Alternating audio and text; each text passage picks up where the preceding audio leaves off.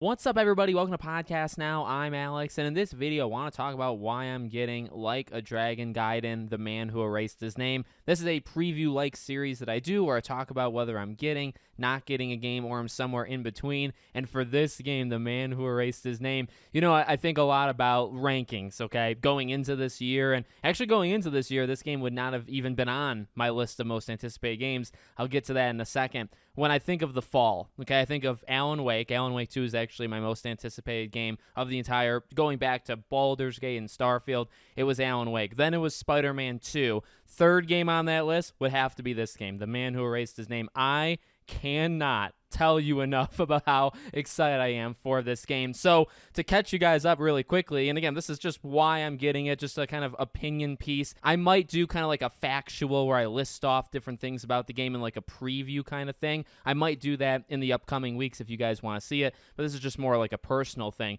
So I've said it before, I'll say it again. I actually have a third channel. It's called Podcast Now Back to the Past, and I do retrospective videos and talk about older games, and I wanted to get into the Yakuza games, and it's always been a franchise that I've appreciated, I've respected, but I've never actually really played them. I played 6 just a little bit when it first came out, and that was it. So back in February, I started with 0, and I went all the way through 0 through 6. I still haven't played 7, and I'm going to probably in December to get ready for Infinite Wealth. I didn't play the zombie one, whatever that one's called, didn't do that one. Probably will, honestly, eventually, but played 0 through 6. Okay, that's what I've played so far, and I love it. I mean, this series is so freaking good. It's got its cliches, it's got its repetitiveness kind of themes and things that happen over and over, like rooftop battles, endings, I should say, basically. Kiryu almost dying in every single one of these games, except for like 1 or 2 of them. It's got its, negatives, perhaps, but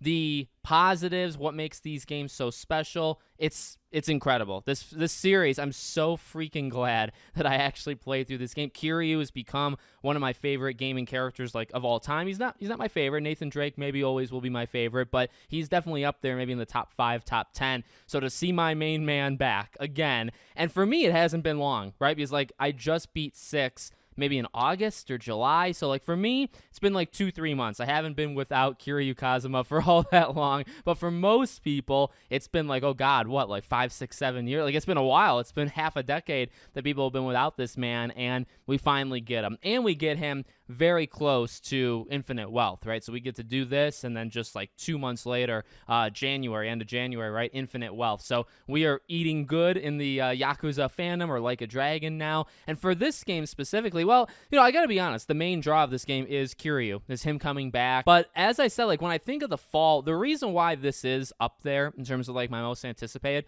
isn't just because I love the franchise. I mean, it is. That's a big part of it. But it's also just because of this is such a different kind of game versus like when I say the Alan Wake. Now, I think Alan Wake is actually very different than most AAA games, but Spider-Man I think is going to be amazing, but superhero game, we've had some of them, we've had other Spider-Man games. It's not going to reinvent the wheel too much. You got games like Starfield, and again, some of the like Payday 3s and Lies of P. And some of these games are similar-ish to others. When I think of the Like a Dragon franchise, at least for me, because I don't really play too many other games like it, I think it's just so unique, right? So like when I'm thinking about The Man Who Erased His Name, to be able to jump back into that universe with that fighting style, right? The fighting is so iconic. I don't know if it's all that amazing, but it's definitely iconic to the franchise.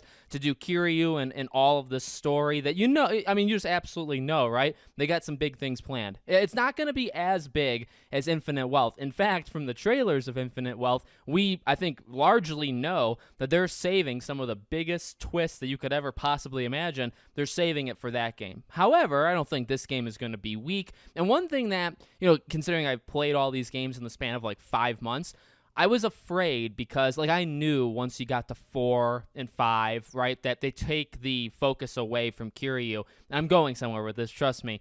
I actually really appreciate how good this franchise is at making just likable characters, because they made me fall in love with Majima like immediately. They made me fall in love with Kiryu immediately. But when you get into like Akiyama, right, and characters like that, I was kind of worried because, like, well, I've played so many hours, so many days and weeks now with just one guy, or 2 with Majima, but like, how are they going to do with an increased cast? Well, the answer is I think they just know how to write great characters. So for this game, obviously it's going back to kind of one guy, right, as the main, but in terms of the surrounding, I have no doubt in my mind that they can make likable or just good. They don't have to necessarily be likable, right? In fact, some of them you're not supposed to like, but they can make good villains. They can make good secondary characters, love interests, you name it, they can do it. And so I have a lot of faith that, you know, it's a Kiryu Kazuma game, but it's also going to be everybody else. And I think that they're going to do a great job too.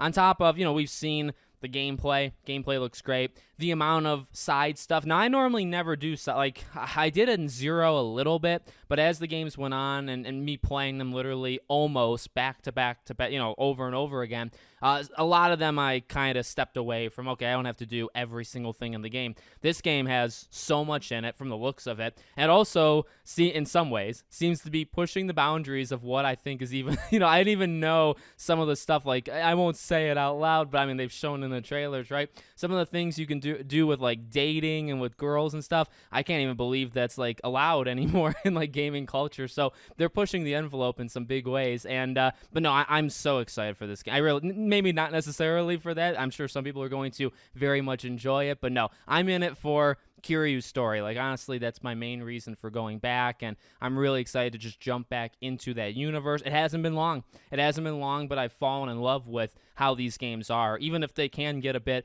repetitive again in, like, their themes, and kind of like, you know that there's gonna be a twist eventually. You maybe don't know what it is, or every game again ends with, like, a rooftop battle, like an ultimate fight. There's some things that are repetitive, but you can't help but love it. And I don't think this game is honestly going to be any different. This game, I would not be shocked if by the end of the year I was saying this is like a top 5 game for me of the entire year. I think it has that potential. And then again, you know, you play this, few months later, it's the bigger boy version, right? In terms of Infinite Wealth, it's everything I assume this game's gonna be, but like times 10, and with, again, like I said, even bigger twists and turns. So I cannot wait. I'll be covering it. I'll be making some videos. This is the first Yakuza game in a way, right? Changing the name, of course, but first Yakuza game that I think I'd be covering quite substantially on this channel, like when it comes out. So that's really exciting for me. Let me know what you guys think in the comments. Make sure, as always, you're subscribed to the channel, bell icon turned on, and I hope to see you all on the next one.